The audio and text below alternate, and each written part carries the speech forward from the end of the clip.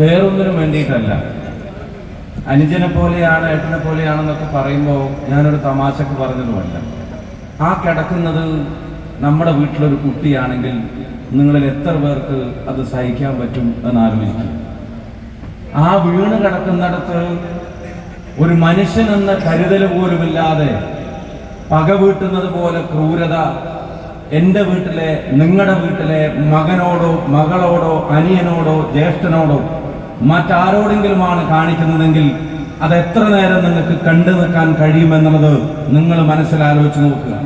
അഭിജിത്തിന്റെ വീട്ടിലെ അതിർത്തി തർക്കത്തിന്റെ പേരിലല്ല, വേലി തർക്കത്തിന്റെ പേരിലല്ല, ഈ ഗവൺമെന്റിന്റെ ചെയ്തികളെ ചോദ്യം ചെയ്തതിന്റെ പേരിൽ തെരുവിൽ ഇങ്ങനെ കിടന്ന് തല്ലു വാങ്ങിയിട്ടുള്ള ഒരു ചെറുപ്പക്കാരനെ സംബന്ധിച്ച് ഒരു കാര്യം ഞാൻ പറയാൻ ആഗ്രഹിക്കുന്നു. അയാളുടെ ശരീരത്തിൽ ഒരു ഇഞ്ചിനി ബാക്കിയില്ല, അയാളുടെ മനസ്സിലും ഒരു ഇഞ്ചിനി ബാക്കിയില്ല.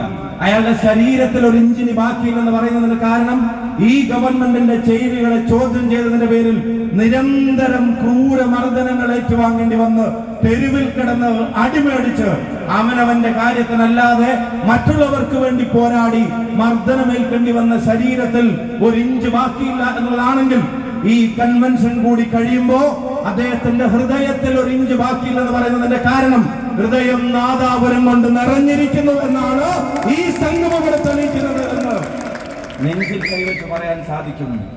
അങ്ങനെയുള്ള ഒരു കുട്ടി